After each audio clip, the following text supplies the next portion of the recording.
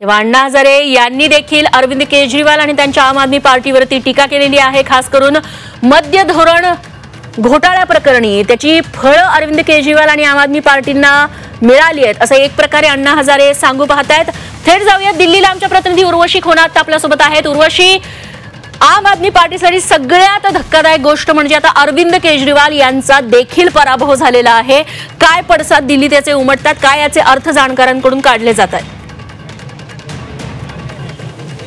हा खूप मोठा धक्का आहे आणि ह्याच्याहून अरविंद केजरीवाल यांचा पूर्ण जो ग्राफ मागच्या काही काळात ग्रो होत होता तो ठप करून पडलाय असं समजून येत आहे। खूप महत्त्वाची गोष्ट म्हणजे हे की नवी दिल्ली कॉन्स्टिट्युएन्सी ही प्राईम स्पॉट कॉन्स्टिट्युएन्सी होती, जिथे रिसेंटली म्हणजे 2020 मध्ये 50,000 अशी संख्या होती, जी आता 1 लाख वरती झाली आहे, 1.5 लाखापर्यंत पोहोचली आहे। आणि या कॉन्स्टिट्युएन्सीमध्ये जास्त वाल्मिकी समाज आणि धोबी समाजचे लोक राहत होते, तर त्या सगळ्यांना मिळून कुठे ना कुठे भाजप जिंकून आली आहे। इतकंच नव्हे तर नवी दिल्लीमध्ये मी हेही सांगायला इच्छिते की सगळे जितके पण कार्यालय आहेत, जितक्या पण गव्हर्नमेंट ऑफिसेस आहेत त्या नवी दिल्लीमध्ये आहेत, जितके खासदार आहेत त्यांचे घर इथे आहेत। आणि तितके नव्हे तर हा एक व्हीआयपी स्पॉट असायचा जिथे राष्ट्रपती भवन निश्चित। तेव्हा आम आदमी पार्टीला मोठा धक्का बसलाय असं म्हणायला हवं।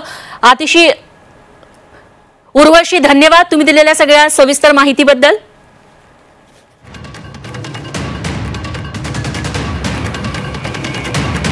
तेव्हा दिल्लीतून सर्वात मोठी बातमी, एकीकडे आम आदमी पार्टी ही सत्तेपासून दूर झालेली दिसतेच आहे, त्यात दिल्लीचे माजी मुख्यमंत्री आम आदमी पार्टीचे सर्वेसर्वा अरविंद केजरीवाल यांचा 1200 मतांनी पराभव झालाय। त्याच्या 15 मिनिट आधीच दुसरा धक्का बसलेला होता, ते म्हणजे दिल्लीचे माजी उपमुख्यमंत्री मनीष सिसोदिया यांचाही पराभव झालाय।